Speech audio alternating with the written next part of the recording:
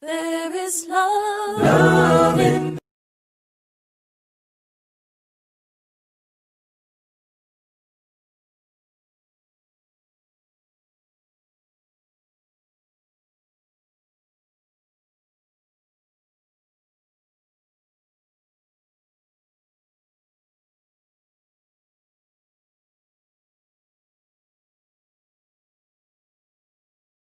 you are joining from.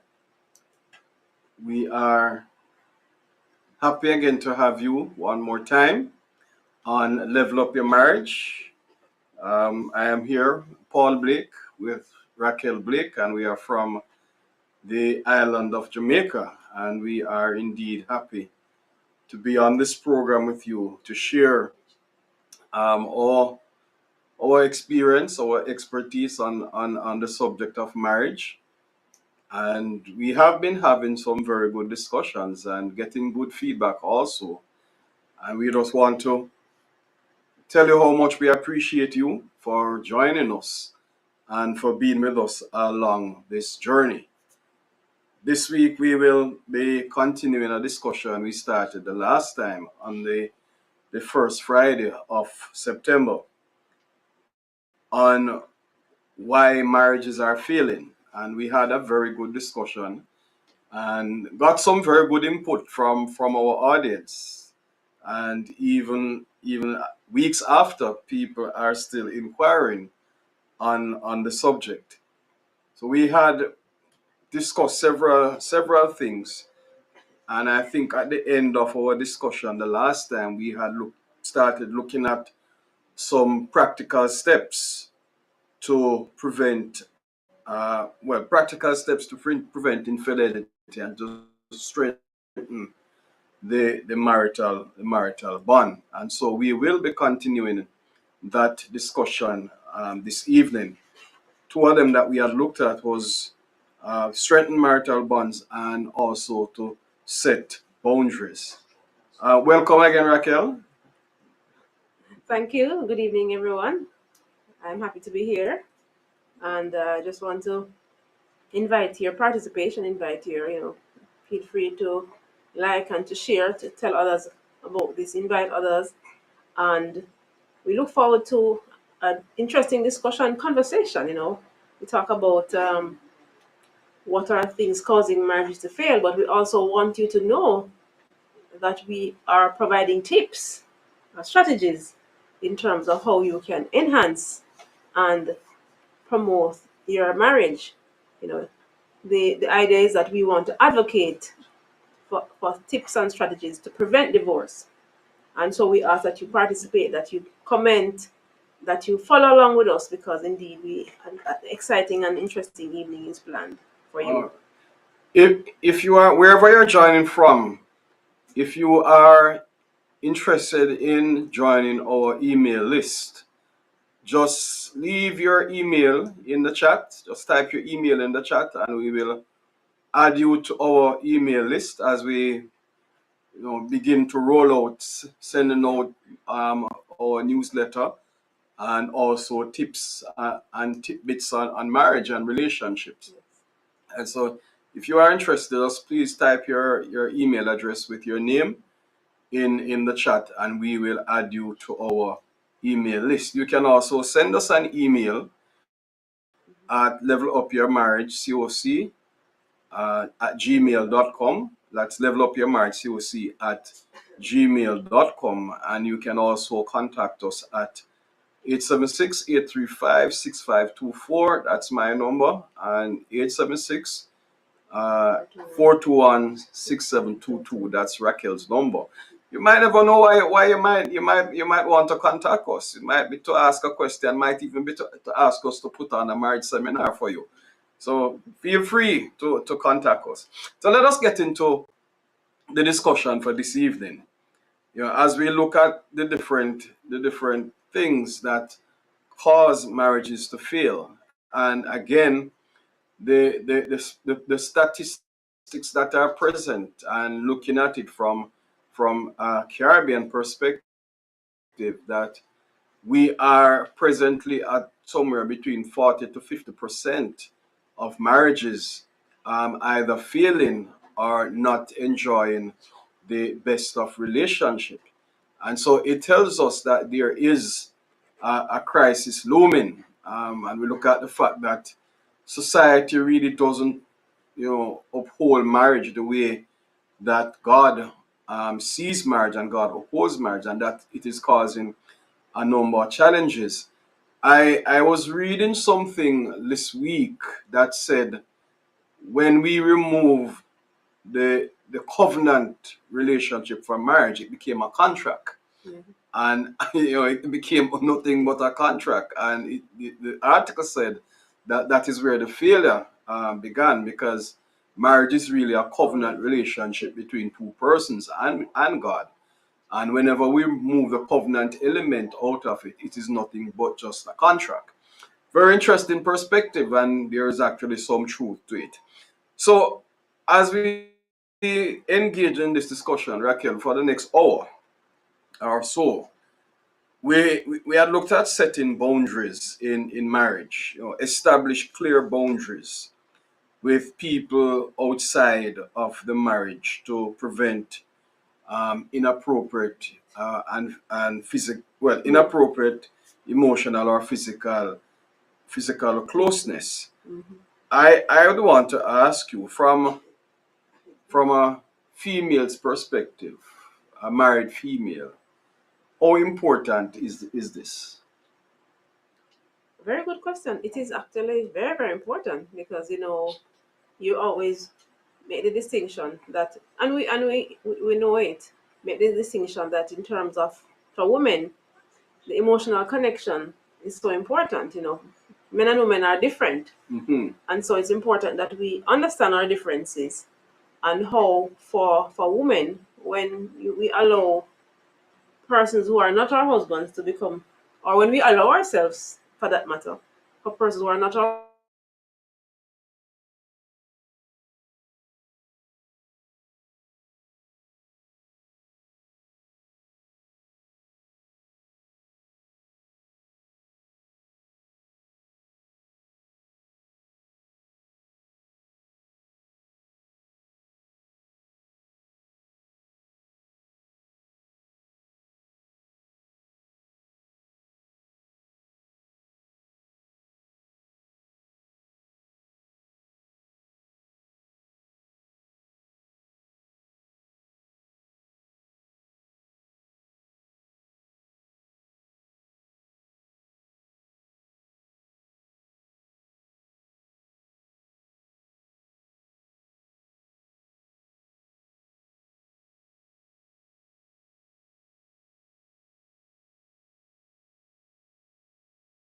Is really an entanglement, because the only person that we are supposed to really be emotionally connected to in that way, are our spouses. yes And so if you end up in that kind of space where that kind of entanglement. entanglement.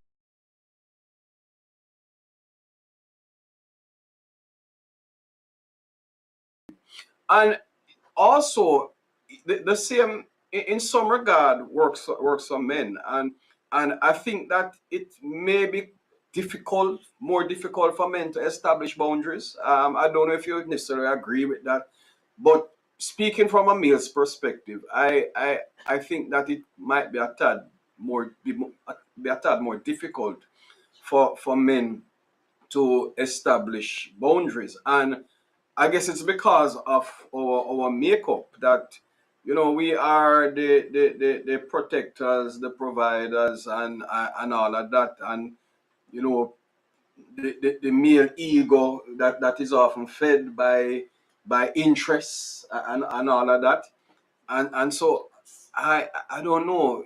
I don't know if you agree. You can disagree, but But that's I that's think that's the reason for the boundary. And yeah. so, in order to protect what you have, Hmm. okay, let us talking about let's just talk about the males and their cars, Hmm. you know, or your gadget or whatever. In a similar way that you're not gonna allow everybody to drive your car, Well, true.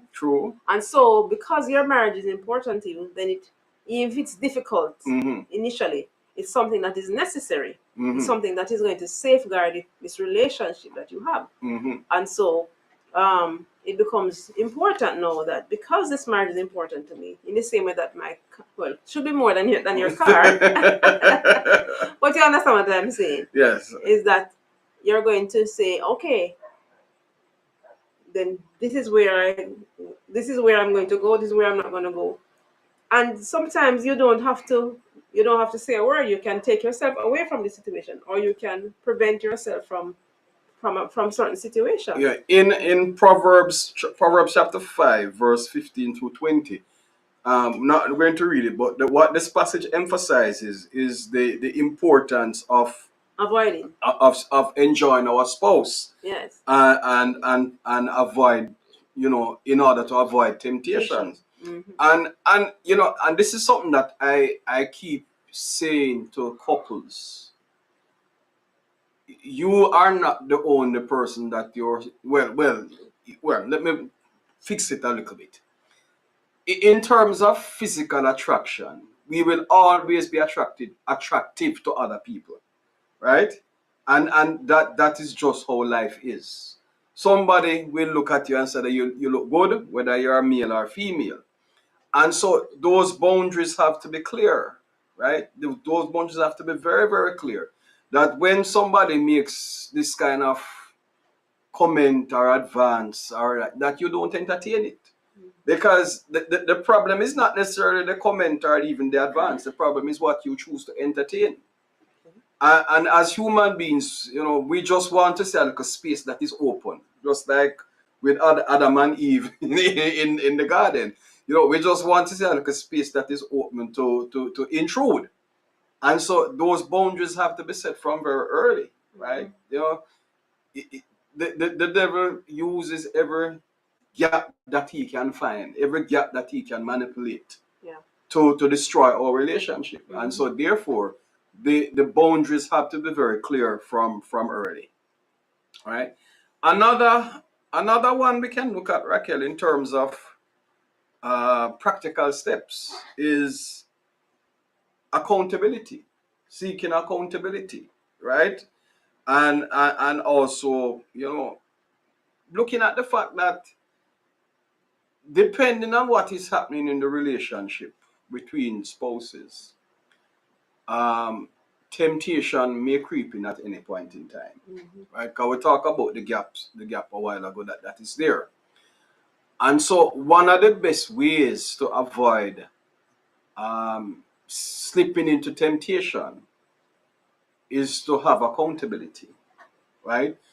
And this is also where communication between spouses is important, and especially the whole idea of being being Transparent. being transparent, being honest, Yeah.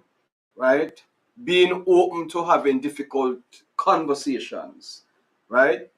What if, just for argument's sake, I should come home and even I say, Raquel, I saw a nice young lady and she make an advance at me, or whatever, however you want to put it. Are you open to having that conversation, right? Because we have seen, Raquel, where this kind of thing happens in relationships, and one person wanting to be open to something that has happened where temptation is concerned, and how it is received on the other side actually makes it worse rather than better. Sometimes accusation comes in. So the reason why a girl look at me is you must have done something for her to look at you. It's really, right? It must be something that you have done where it might not be anything that I have done or you have done. But somebody does decide that they look at you and they like how you look and they would want to get to know you better, and they make a bold face advance. Are we willing to have those difficult conversations with our spouses? Well, we should, because I guess we have to get real, because those things happen every single day. Whether we like it or not. In the workplace, on the road, right? Right. Sometimes even the church.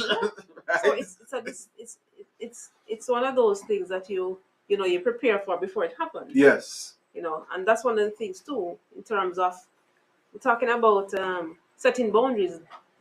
that is also could also be considered in setting a boundary where you have some kind of discussion about how do you navigate the temptation? What are things that we can do to keep our marriage sacred, to keep it special, to keep it between us, and not a third or fourth person. So can we hold each other accountable?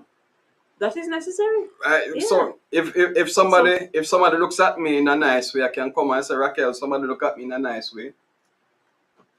Of course. But it's important because that is also increasing the level of trust, increasing the level of vulnerability.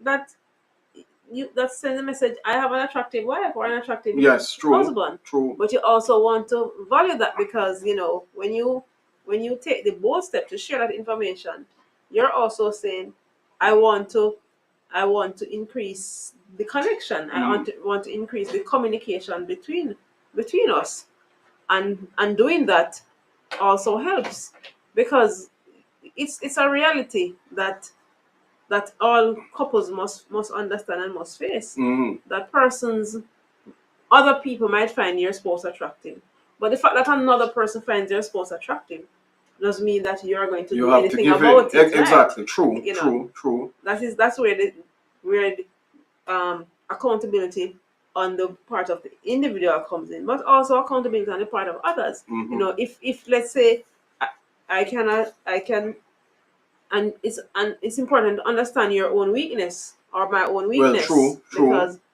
if there's a weakness in one particular area, then you might have accountability where if you let's say you're hanging out with your friends, and they see something, then you would have had some kind of conversation with that friend that if you see something, or if somebody is becoming too bold with me, then pull me away. Yes, as I was actually going to bring that up, that and again, speaking from the male's perspective, that we must have other males in our lives who will hold us accountable, right? Yeah. And that's why I like what the book of Amos says. I think it's Amos chapter 3, 1 and 2, when it says, can two walk together lest they agree? And so we must have persons in our circle who are like-minded. Yes. Right? Definitely. Your brethren, our friend who is a womanizer, can hold you accountable. Right? And I will dare to say that he probably will not hold you accountable. Right? So in that space of accountability, I believe also that we need to have those persons in our space who will hold us accountable and also will call out when we err. Right? Call us out.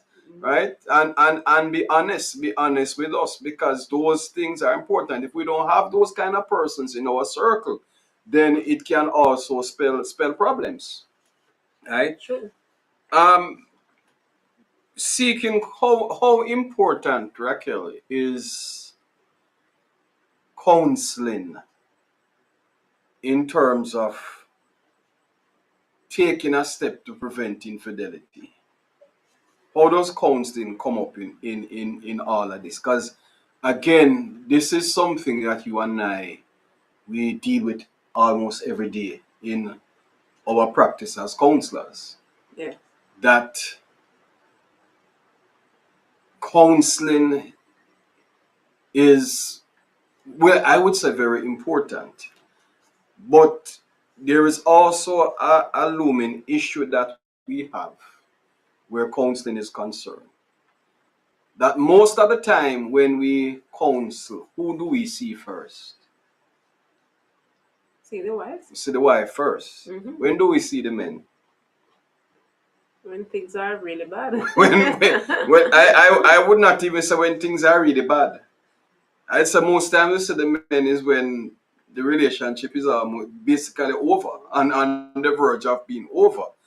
But I'd also want to suggest that if individuals are having problems in their relationship, especially where infidelity is concerned, counseling is a very good tool.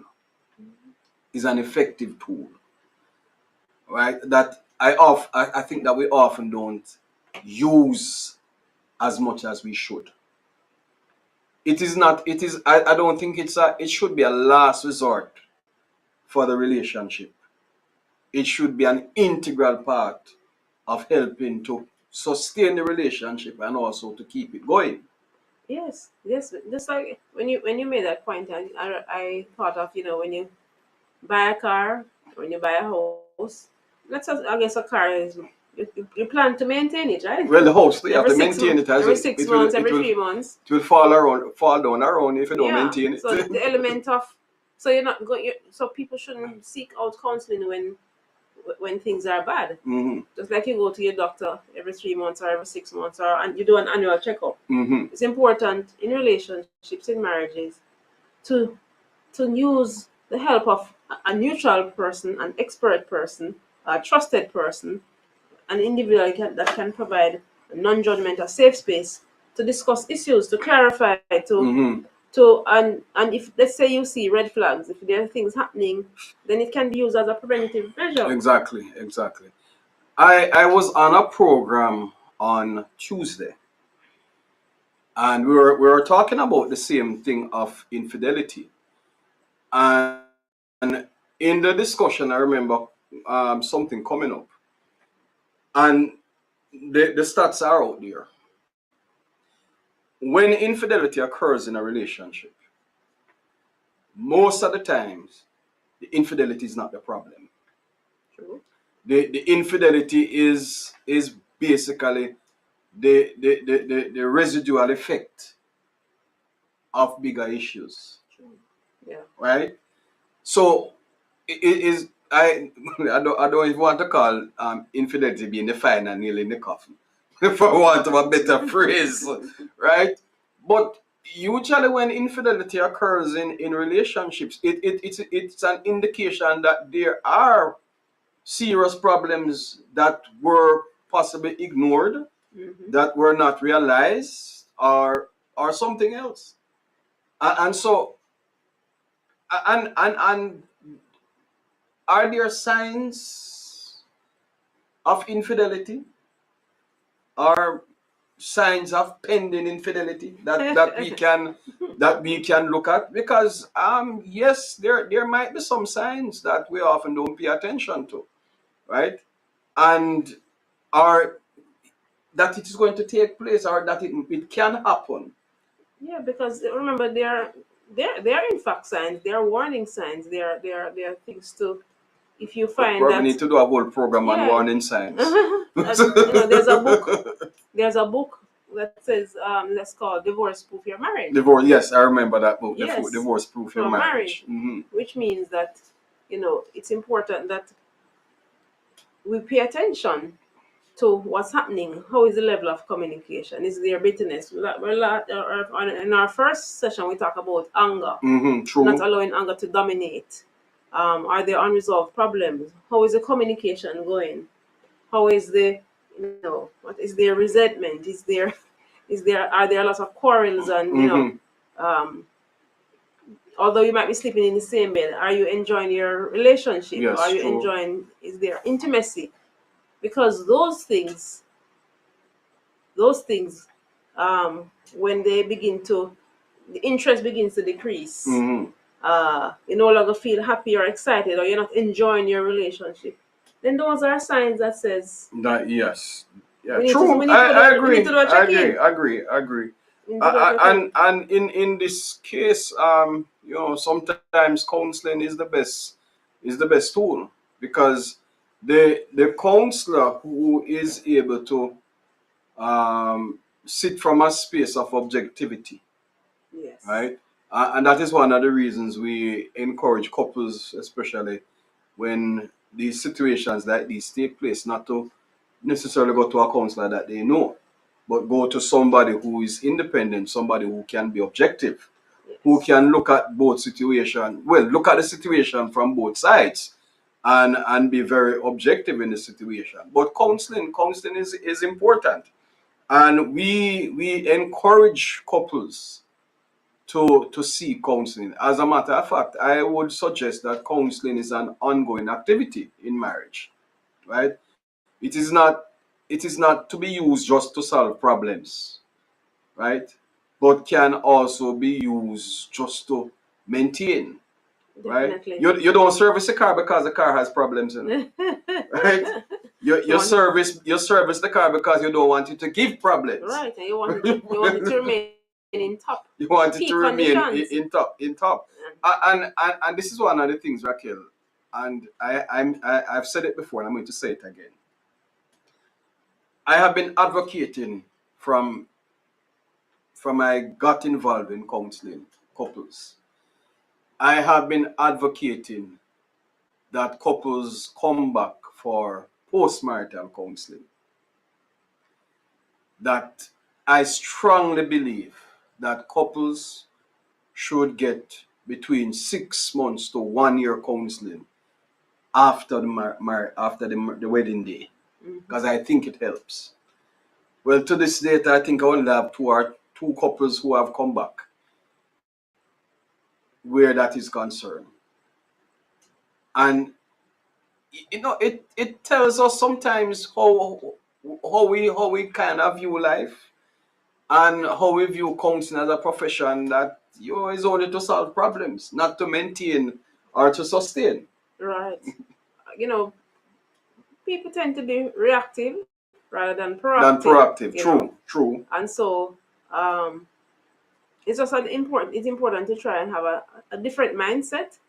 And along with counseling, there are other things that persons can think of. There are retreats, Seminars, there are retreats, seminars. yes. There. And in this day of technology, many of them are online. You don't have to go into the space necessarily. You can purchase books and read them together. If you don't want to read, you can listen it. Right? So there's something for everyone. That's right. There's something for everyone. And the time when you might be short on funds, even talking to a minister of religion, talking to your pastor. Yes. But of course being selective, that so it must be a trusted friend, somebody who is mature, and somebody who has insight. Yes. Because you can't be talking to somebody who's not married, yes, to help you with your marital issues. Somebody who don't have experience. Or somebody without experience. Yeah, I agree. I strongly agree. So there are many ways that individuals can take a proactive approach. Yes, I agree. In helping to keep their marriage strong. But as we move on, Raquel, here's one other thing again.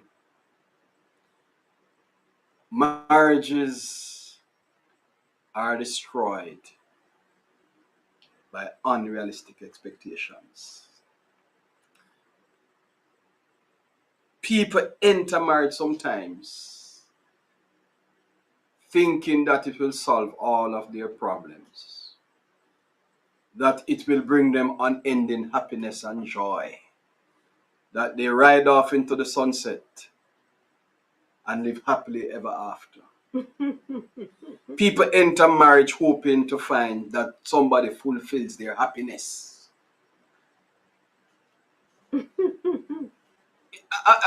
People enter marriage for all different kind of reasons. True. Except the reason that it was made for.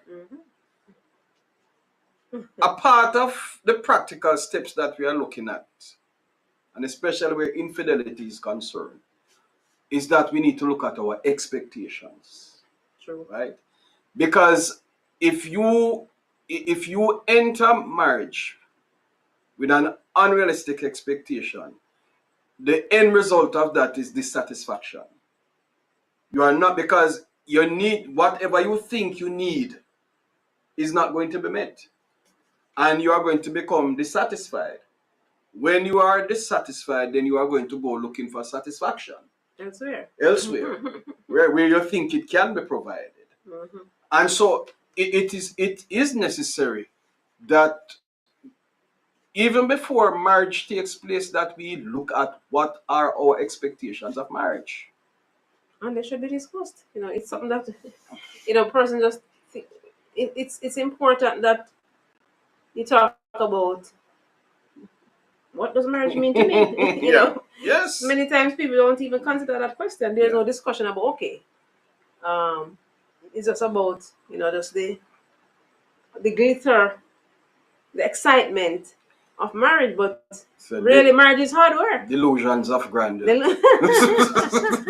Marriage is hard work, and so it's important to talk about. It's okay to ask basic questions, and it's also okay to ask some hard questions, Raquel, so that you're not surprised. let me share something with you. We have been involved in counseling for more than 15 years between us. Probably 30 years if you put all of the years together. And in the last, say, 5 years, we have seen a shift in our practice with people, because we are now dealing with a particular generation who we watch grow up. Right? So we have people of our age that we deal with, but we are now dealing with a new generation of persons that we would have seen from Sunday school growing up. And if they were not members of the church, we would have known them in some other context. And you know, we have been having discussions with many of these persons.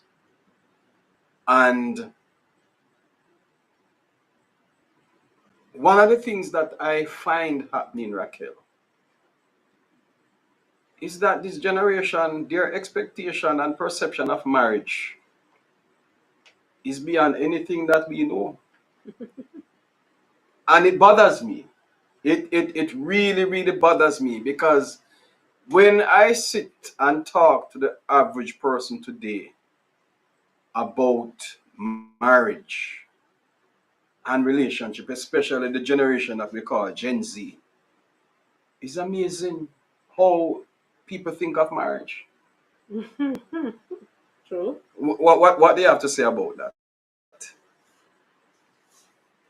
Um,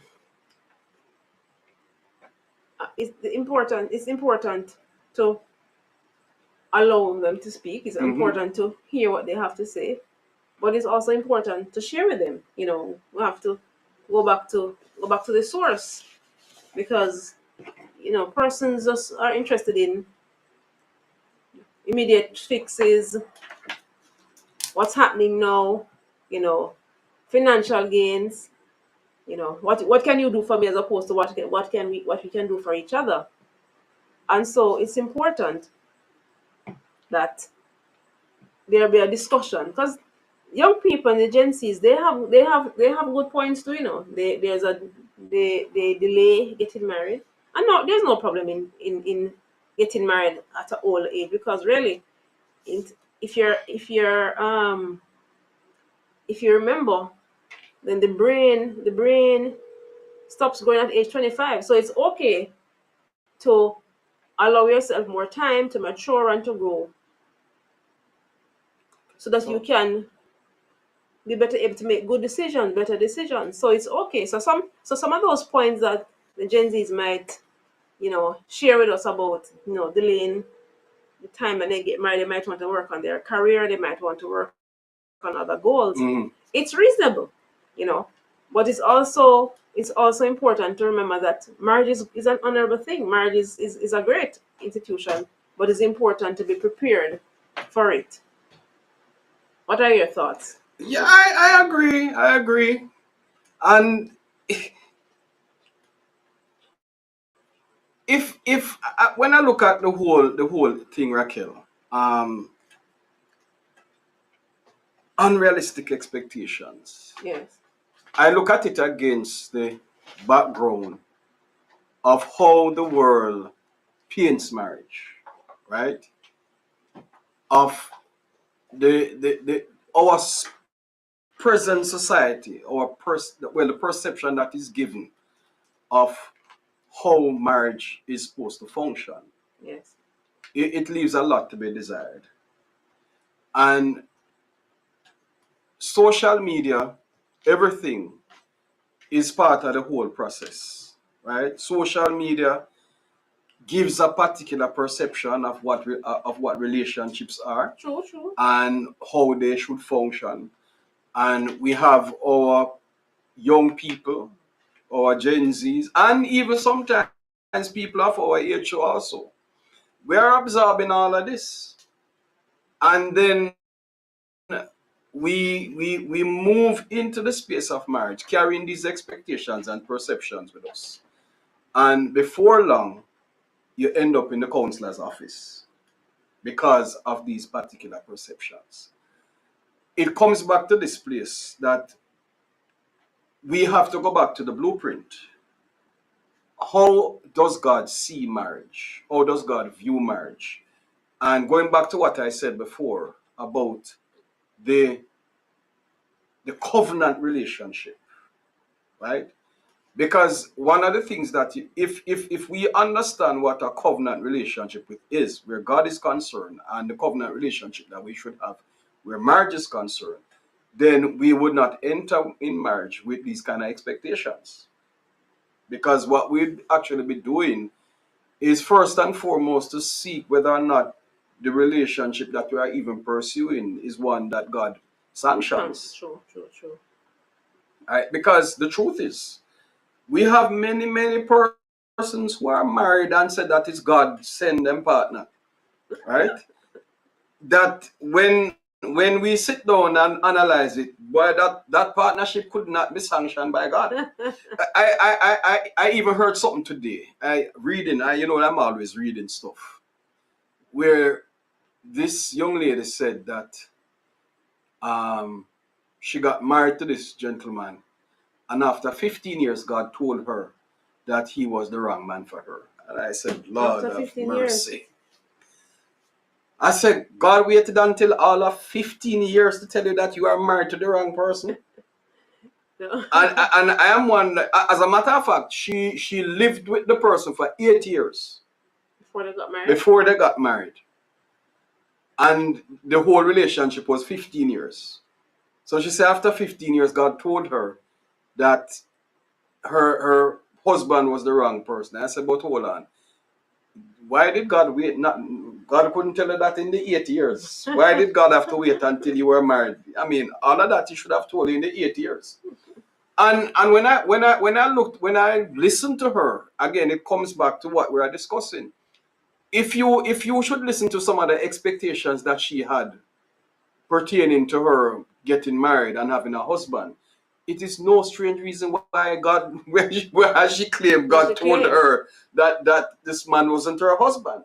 Right, but you'd also realize that, it's important to assess things, because if the same God that doesn't endorse divorce, how is it that he's saying to her now that it's a wrong husband or it's a wrong individual? So when people talk about God, we also have to line it up with scripture. We also have to line it up with what we know about God and what the scripture says about God. So that one is a little questionable for me, or is much questionable, because really the same God that institute marriage, the same God that tells us that we should choose our partners well, and we should also make ourselves the partner that someone who seek to get married, also speaks about the fact that we should avoid divorce. Is not something that he loves, that he's recommending.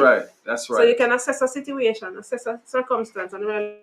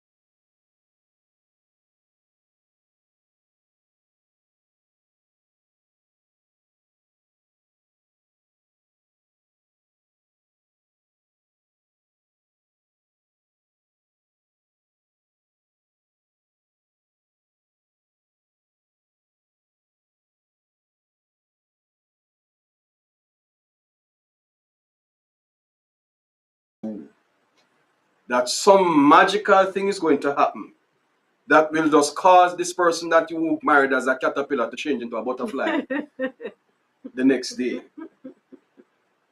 right? On the program that I was on Tuesday, I brought up this thing that you always hear me use in our seminars. Knowing everything that you know about you, would you marry you? True. And I always get the same response, total silence, right? But the truth is, you are asking somebody, well, to put up with who you are, knowing all of your faults, all of the bad things that, and naturally there are some good things, Of course. but don't expect that your spouse is going to become the perfect person the next day, because you yourself are not perfect. Right. And then you see if that's going to be an overarching factor, that means that you're not quite ready to You're get not you're married. not quite ready, Not right? quite ready. And we keep telling person, and we need to do a whole program on that part of it, where we impress upon persons who are getting married that it is all right to come out, it's all right to pull out of the marriage, the wedding day, Right. So the period right? of court, the Right. period of courting, it doesn't say that you're guaranteed to get married. It's a process of learning and going and looking. Can I really commit to Exactly. this lifetime decision? Yes, Pauline said, totally agree. Postmarital counseling is very important, and it's something that I am going to be pushing and advocating for.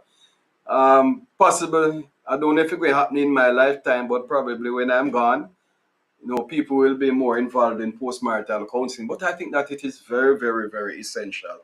So expecting immediate change, expecting happiness to come from the spouse alone. And this one we know is a huge issue. I am not happy. We hear that all the time. I'm just not happy.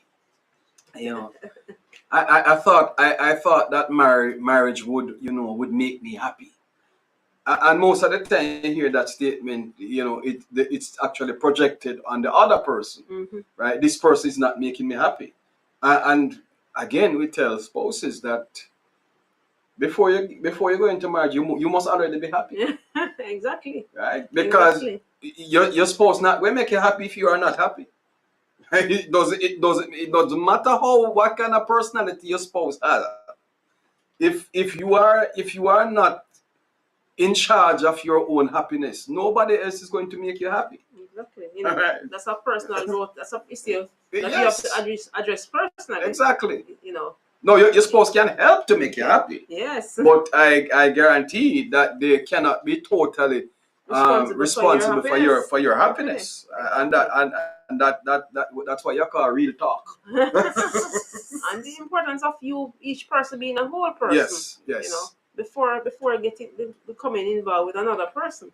Yeah. You always talk about the fact that you have your baggage and I have my baggage. Yes, that's true. When these two baggages come together, you have more baggages, right? Yes. And so it's important to take time to develop yourself, to be okay with yourself as an individual, and then it becomes easier to navigate the equation from being single to being a couple. Yeah. Well, another thing, Raquel, that in terms of practical steps in safeguarding our marriages, and I recently heard a discussion on trauma in marriage, that a lot of people carry trauma into their marriage, which is almost like a ticking time bomb. That's a rough one. No, and why it's difficult, Raquel, is that dealing with your trauma before you get married is not necessarily something that you can do totally.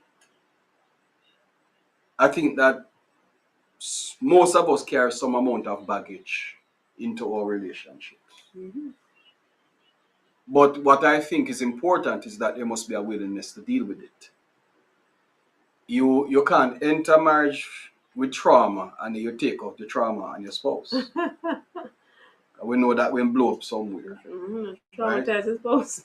We carry dysfunction into our relationships also.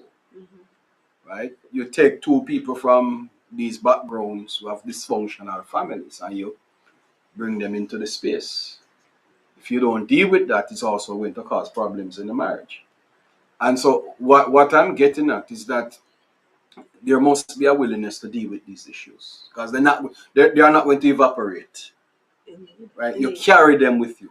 And why it's so important, Raquel, is that these traumas and dysfunctions and so forth does not only affect the spouses, Mm-hmm. but it can affect children. Children. It can affect other family members. Yeah. Because we know trauma and dysfunction are cycles, right? It's an ongoing cycle. And if it is not dealt with, then it can have generational implications. Which makes the point, that as we are talking about, what are causing marriages to fail. Mhm. It's important that there's some self-assessment. True. Self-assessment. To um? Am I ready to get married? Am I ready to take on this responsibility of being involved in the life of another individual, and of course, bringing children into the world? And so, having open and honest conversation, communication are necessary. There's a comment in the chat. Pauline said, I would marry me. That's right. That's right. And that is part about, the being open and honest where it's important to assess yourself, Yes. it's important that no, that's good. That's good where you can look at and okay, do I have the qualities necessary to make a good wife? Yes. To make a good partner? And if I mean we're all human beings, we have imperfections and so on. What steps can I do to improve this area? Am I too miserable? Am I too fussy? And as we spoke about other times that we talk about looking for the right partner, but are you the right partner? Yeah. What are some of the things that you can do? So as we are, talking about what are the things that are causing marriages to fail, I think it's also we're also navigating and sharing things that will help to make your marriage successful. Yeah. True. And we want to talk some more about the practical things that people should expect to improve their relationship, to improve their marriage expectations. Every book that you will read Yes. about marriage, Mm-hmm. every seminar that you will attend, every counselor that you speak to will tell you Yes. that open and honest communication is important for not just marriage, any relationship. But Raquel, that is one of the hardest ones to come to. Open and honest communication. So why is it so difficult? Yeah, you tell me. Why is it so difficult? Because, when people are dating, they make up, they talk to each other, they text, they in each other's space. But we know when you're dating, you put out your good side. Mm-hmm. Nobody puts out their bad side when they're dating. Yeah, but why would you want to continue that good side after you we do the price? But when we are after you get the price, it is something of human nature. And this doesn't only happen in marital relationships or relations like this, Raquel. Even somebody who you are meeting for the first time, who you don't share, there's no romantic inclination towards them. As human beings, we tend to put out the best part of ourselves, right? And that's a good thing in some sense, but at some point in time, the mask needs to come off, right? Because that is where you have to be willing to expose who the real person is. I always say that I don't know, and people disagree with me every time I say it. There are some people who are of the view that people can hide so much that it is impossible to get to know them through them. I don't necessarily believe that. People tell you that they just get up, they are married to somebody and just get up one day and the person just become a totally different person. I don't necessarily believe that. What I believe is that sometimes we see things that are clearly red flags, and because we are so in love, we don't pay attention to them. Yeah, we become blinded. And then we hope that they will change. As soon I am that good, I'm that beautiful and handsome, that this person is just going to change. I see all of the red flags that are there and know that these things are going to cause potential problems in the relationship. But because I am so in love and I want to ride off into the sunset and live happily ever after, that we don't pay attention to these things. Well, that's why it's important that we spoke about accountability. We spoke about having trusted friends and people around us that can say, "Oh, come on, Raquel, what's happening here? Step back and look." Because of a fact, if let us be true to ourselves, that we all have weaknesses, we all have strengths, and with these weaknesses and strengths, then it's important to assess. Okay, how is this relationship going? What are my weaknesses? What are his strengths? What are my his weaknesses and his strengths? And as a result of these things, as you're navigating the relationship, you set realistic goals, realistic expectations based on what you know, based on the strengths, based on the weaknesses. So doing SWOT analysis not only for business, and financials, I want to sound technical. No, man. Doing a SWOT analysis is where each person looks at that's true. his or her strengths. Yeah, it's true. Look at his or her weaknesses and see, okay, how will you complement my strengths? How will you complement my weaknesses? So we can make an extraordinary team. In other words, you need to discuss your expectations. Yes, man. In an open and honest way. Yes, right? man. That's true. Mm-hmm. I want to bring into the mix to Raquel. And it's kind of sad that we have to remind Christians of these things. But one of the things that sustains marriage, and every time we discuss marriage, we discuss it from a Christian perspective, that we can't lose Christ out of our marriages. That's right. Hebrew writer in Hebrews 12, verse 2 says, looking unto Jesus, the author and finisher of our faith. Yes. I think that many Christians are facing difficulty in their marriages because Christ is absent from the relationship. True. And let me hasten to say, it's not because they are any less spiritual. But do you know that sometimes even church can get in the way of our relationships? It sounds bad, don't it? You want to explain that a little more? Even our own faith as Christians can get in the way of our relationships. Do we know how many men who are Christians, they value the church above their relationships? They will do anything for the church. Somebody calls them at the dead of night to do something where church is concerned, and they run out of the house and gone.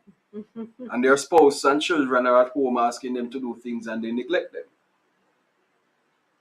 Yeah, that's a serious one. It reminds me of what Paul said to young Timothy, that if a man does not take care of his own house, he's worse than an infidel. Yes. And many times we look at that only in terms of providing material things.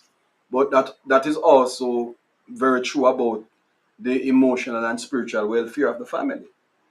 Right? So keeping God, when we keep God at the focus of our relationships, then it's always going to bring us back to a place where we are seeking to do what is God's will for our relationships. I'm in full agreement. And you can't do marriage alone. You can't. Christ has to be in the middle of it.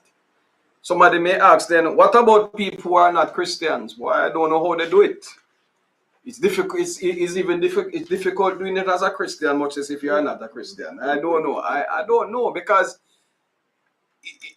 we have to allow the Word of God to inform us. True. Right? It is the Word of God that informs me when I don't feel like being a good husband. Right? And I love you and Timothy dearly, but it is the Word of God that reminds me that you need to straighten up. Right? You need to get back on track. Right?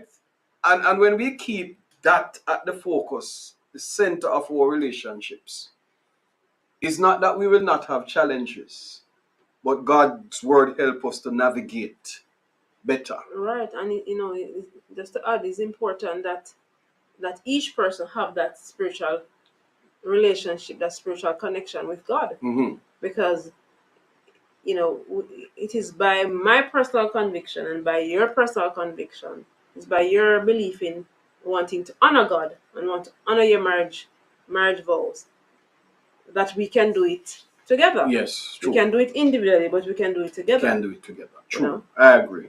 Pauline says, true, some people think that they can change their partners, although they see the red flags. So they go ahead hoping for them to change. And we have seen that so many times. So many times. It is now what? It's just a few more minutes Just before a few we wrap more up. minutes. I can't believe an hour has passed already. But we have a lot more to say. We should look at our expectations, set realistic goals. We should seek Christ, put him in the center of our relationships. And the last thing I want to look at, Raquel, before we close, treat each other with patience and grace. Many times in our relationships, we forget grace and mercy.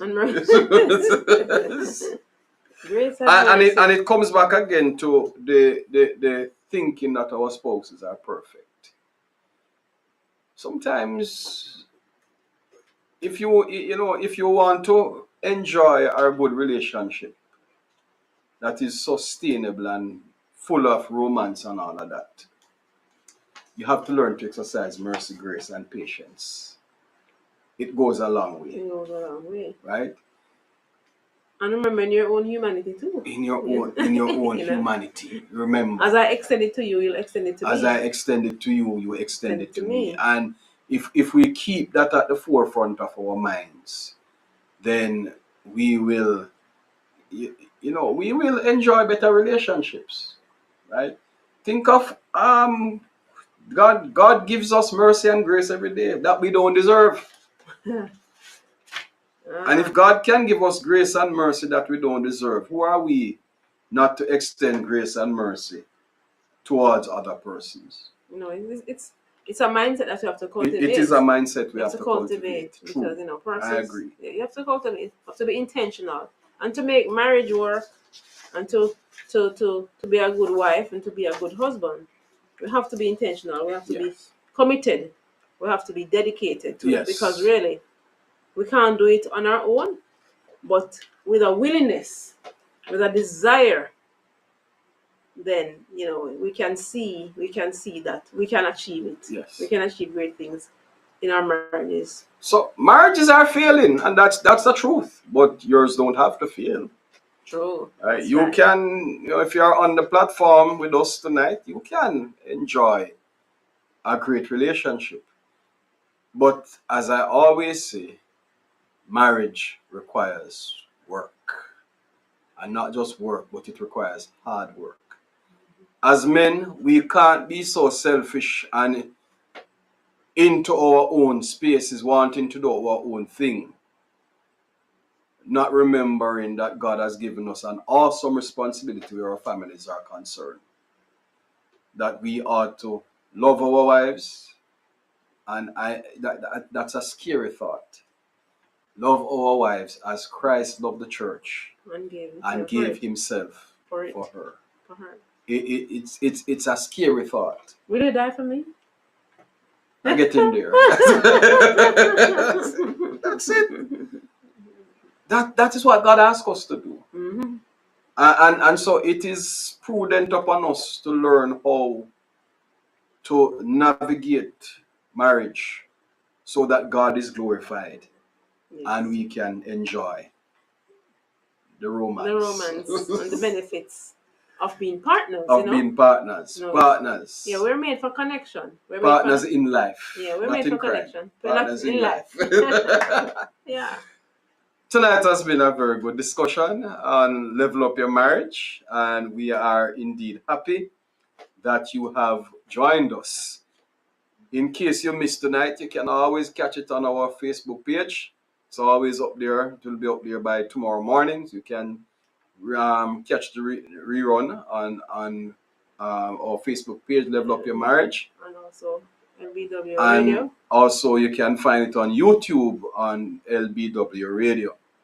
Remember, if you want to be a part of our email list, just please send us an email at levelupyourmarriagecoc@gmail.com. If you have not typed it in the chat tonight, you can send us an email and we will add you to our email list. We have some very exciting things coming in the very near future. We want you to be part of this movement of leveling up your marriage. We believe that God has given us the tools. God has blessed us in such a way with a very, I want to say a very strong marriage and relationship. And He has blessed us also from an educational perspective where both of us are involved in counseling couples and sharing with them, right? And we want you to be a part of this movement, the Level Up Your Marriage movement, because we believe that we can make marriages better just one marriage at a time. Wherever you have joined from tonight, we are happy that you have joined us, whether from the USA, whether from England, in Africa, or somewhere in the Caribbean. We are happy that you have joined us. From Level Up Your Marriage, Raquel and Paul, we will see you again the first Friday in October, and then on the third Friday again, as we continue to discuss all things pertaining to marriage. God bless, and thank you very much. See you soon. They can never take the love that's in this place.